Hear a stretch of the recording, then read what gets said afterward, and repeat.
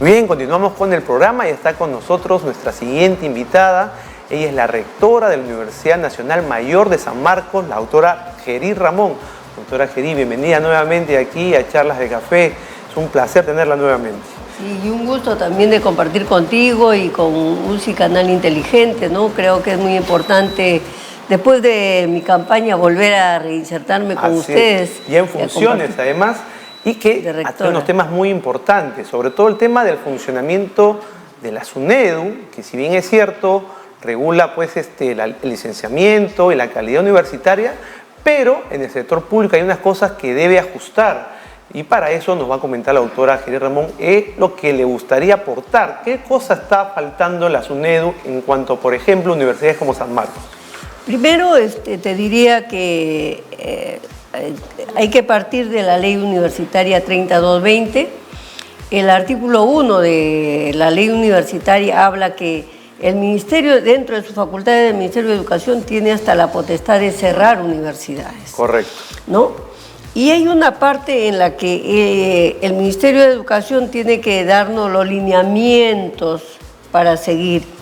Pero el Ministerio de Educación no puede dar los lineamientos a las universidades, porque recuerden que las universidades se basa en la Constitución, su autonomía está basada en la Constitución Política del Estado, el artículo 18, y también el artículo 8 de la Ley Universitaria 3220. Entonces, para mí, mi instrumento de gestión es mi estatuto. Correcto. Y dentro de mi estatuto yo voy a encontrar mi MOF, mi ROF, mi CAP.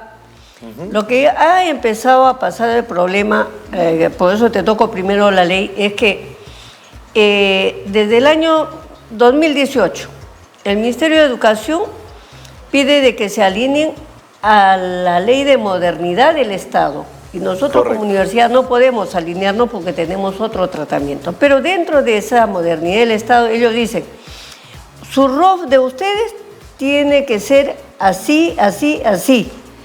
Y miren, para que tengan una idea, dicen que mis centros de producción, como es la academia de la PRE, lo que genero por admisión, deben pertenecer a investigación. ¿Qué me dice mi estatuto? Mi estatuto me dice que los órganos de producción, los centros de producción son generadores de ingresos, están dentro de la parte administrativa, y que investigación se dedica exclusivamente a investigación de todas las especialidades en todo el contexto nacional e internacional.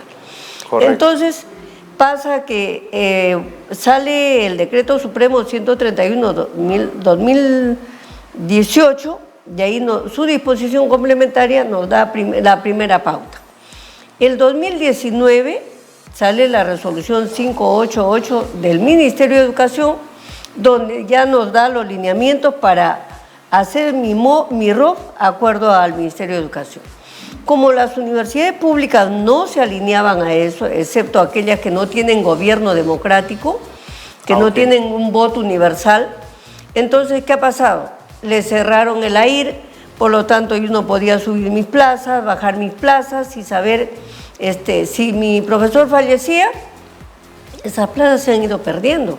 O sea, no es que podía completar o reponer la plaza perdida. No, el AIR ha estado cerrado en San Marcos 2018, 19, 20, 21. Cuando yo tomo conocimiento de esto, me puse en contacto con otras universidades y tenía el mismo problema, porque su estatuto daba los lineamientos de gestión y por otro lado la ley, su ROF del Ministerio de Educación nos daba otro y nunca íbamos a compaginar. Claro. Entonces, han pasado tantas cosas y hemos visto de que esta es una limitante, porque si yo quiero comprar un chip para mis alumnos o ponerle conectividad, tengo que pasar primero por el Ministerio de Educación y después al Ministerio de Economía y Finanzas. Todo un trámite burocrático que puede demorar mucho tiempo. Mucho tiempo. Si yo, dice, el artículo 55 dice, si usted necesita, incluso está vinculada con la ley de presupuesto del 2022, ojo. O sea, en ese sentido están perdiendo la autonomía universitaria. Hemos perdido la autonomía, ahora somos unidades ejecutoras. Antes éramos titulares del pliego. Mira cómo ha cambiado, ¿no? Entonces, antes yo como rectora iba al Ministerio de Economía, me sentaba y veíamos nuestro presupuesto, cómo se iba a distribuir, pedíamos partidas complementarias. Hoy día todo eso se trabaja a través del Ministerio de Educación. Dice, si yo quiero para investigación, tengo que pasar por Minedu. Si yo quiero comprar los chips, por Minedu. Si quiero mejorar la parte de estudios de pregrado, por Minedu. Entonces, ya no tenemos autonomía. ¿Y cuál es lo que usted está... Entonces, ¿qué mecanismo nosotros estaría decimos planteando? primero que en el artículo 1, aparte de su fundamento que dice, deberían cerrar universidades porque esa no es la función del Ministerio de Educación. Entonces, y que debería decir que nosotros, las universidades públicas, se ciñen a su estatuto y que está elaborado con las normas legales pertinentes, que es la Constitución Política y la Ley 30.220. Claro. Eso es el primer artículo. Luego viene SUNEDU. El artículo 12 dice que SUNEDU es un órgano adscrito al Ministerio de Educación. Okay. ¿Quién le firma la resolución ministerial? El Ministro de Educación. Claro. Entonces, bajo este esquema estamos sometidos al poder político de turno. Si una universidad no le simpatiza o si el rector no le simpatiza, ya fuiste. No hay presupuesto, no hay, te van a recortar, te van a cerrar también porque hay universidades cerradas, ¿no? O sea, lo que solicita es despolitizar un poco este manejo de la SUNEDU, por lo que estoy entendiendo. Con la universidad, ¿no? ¿Qué pedimos nosotros las universidades? Que sea SUNEDU, que exista SUNEDU, porque el control de calidad tiene que darse, el licenciamiento tiene que darse, los estándares no se pueden perder. Correcto. Pero que SUNEDU sea un órgano autónomo y que también el mismo artículo 17 de la Ley 30.220 dice que debe estar compuesta por el presidente de SUNEDU más 5 miembros, ¿no? Dentro de esos 5 miembros dice 2 de universidades públicas, 1 de privada, 1 miembro de CONCITEC. ¿Qué planteamos nosotros? Siendo un órgano autónomo, que se elijan 2 miembros de universidades públicas, 1 de universidad privada, 1 miembro de CONCITEC, 1 de Defensoría del Pueblo, 1 de CINEACE y si quieren 1 del Ministerio de Educación. Claro, porque esté equilibrado. Que esté equilibrado y que sea democrático. Claro, y que esta elección incluso de los miembros que integran los de las universidades públicas sea convocada por la universidad más antigua y de la universidad privada por la universidad más antigua, que luego se sacará los lineamientos, cómo van a ser elegidos. Nosotros no queremos volver a la Asamblea Nacional de Rectores. Yo no conozco mucho la historia, pero siempre se hablaba de la corrupción de la Asamblea Nacional de Rectores. Nosotros queremos que sea un órgano autónomo. Autónomo como la SUNEDU, pero bien implementado. Pero bien implementado y que nos dé el control de calidad y el acompañamiento para todo lo que es el licenciamiento y que también nos asigne un presupuesto a las universidades públicas. Lógicamente, porque si el SUNEDU exige calidad en la educación a la universidad privada, perfecto, ellos verán de dónde sacan recursos para adecuarse a las exigencias de la SUNEDU. Pero en el caso de universidades públicas que dependen de una partida y la SUNEDU les hace la misma exigencia, pero no les amplía el presupuesto, es como no tiene sentido, no hay mucha coherencia en ese. Y al final te va disminuyendo. Recuerda que cuando sale la Ley 30.220, San Marcos plantea que para implementar esa ley necesitamos 727 millones de soles. Wow. ¿No? ¿Por qué? Porque nos decían, estudios generales, aparece. Y para sacar estudios generales son profesores diferentes, claro. Tienes que ver toda una estructura orgánica.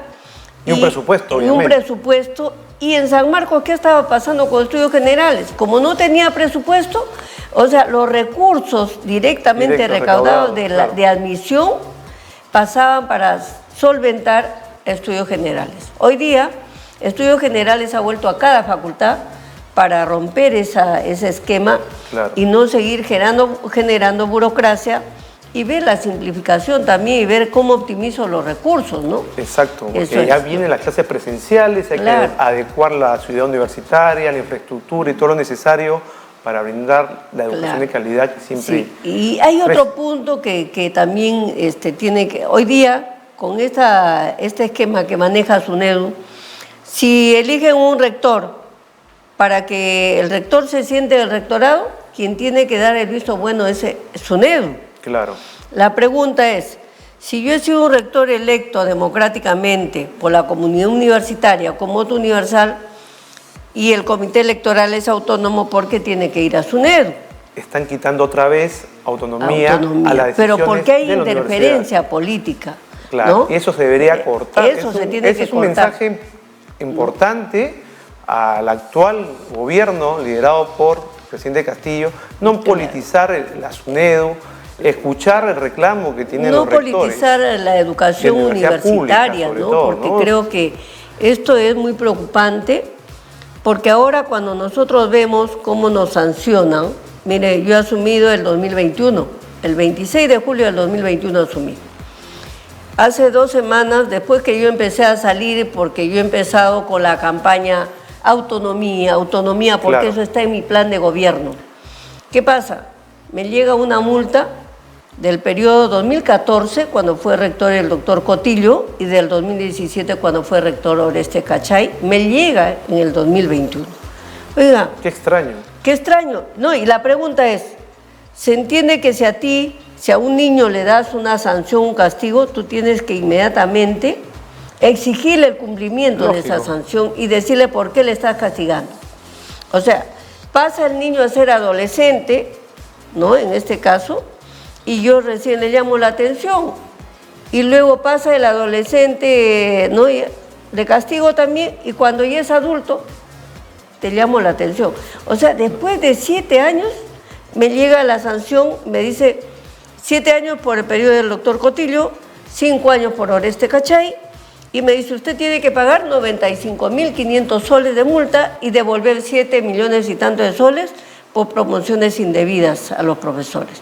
Pero SUNEDU no se ha puesto a pensar de que la implementación de la norma tenía 5 años para poder hacer ese proceso.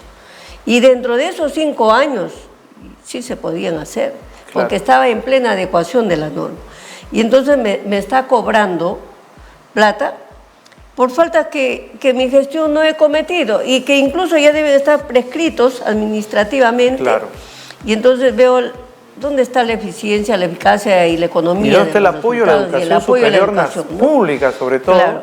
Entonces, ¿qué pasa? Con la misma plata del Tesoro, yo ahora le voy a pagar la multa y le voy a devolver la plata. Entonces, un cocodrilo se está comiendo a otro cocodrilo. El Estado se está comiendo al propio Estado. No tiene sentido, pues. Eso es lo que estamos viviendo ahora, ¿no? ¿Y qué acciones ha tomado para corregir eso, doctora? Bueno, yo ahorita estoy haciendo todo, recopilando toda la información, estoy contestando y voy a presentar medidas cautelares porque creo que esto no puede seguir. El abuso del poder no puede darse.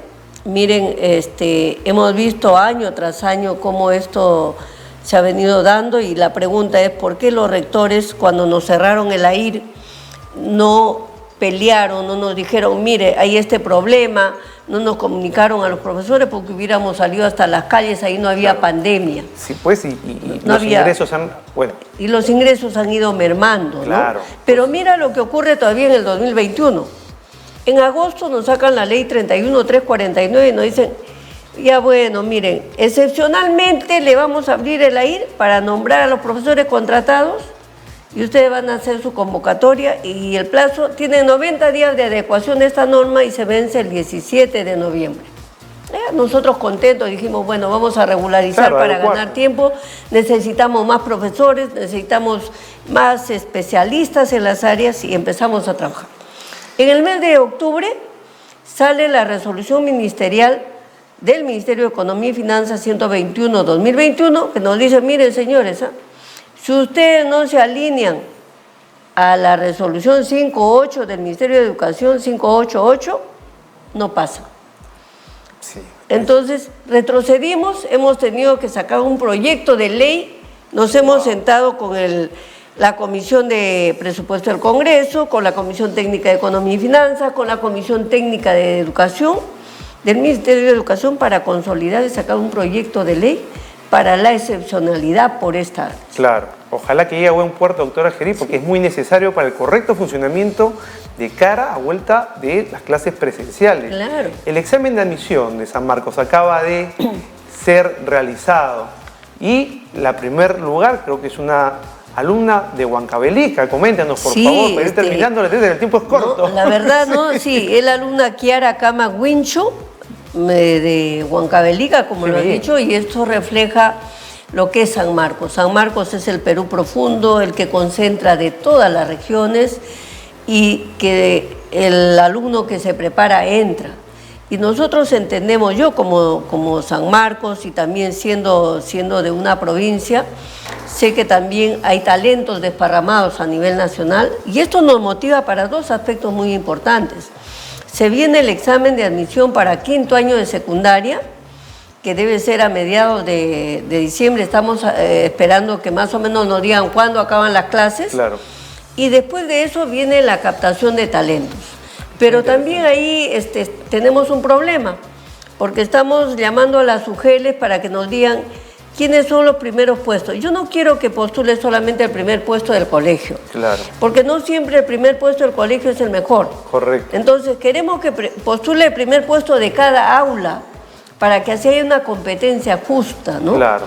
Pero nos dicen las UGEL de que ellas solo controlan el primer puesto del colegio. En general de uno. En general, de uno, ¿no? Entonces estamos mandando oficios para que las UGELes investiguen y tengan el récord de cada aula y podamos tener una buena acogida de talentos y que esos talentos tengan la oportunidad de ingresar a San Marcos. Qué interesante. Muy bien, doctora Gerí, muchísimas gracias por su presencia y ha sido clarísimo el pedido. Esperemos que el gobierno pues tome estos problemas que tiene el Ministerio de Educación, la SUNEDU, las universidades nacionales, para que puedan, uno, actuar conforme a la normativa vigente y no haya pues esta duplicidad de funciones o falta de presupuesto que no permite desarrollar adecuadamente la educación de calidad que necesitamos.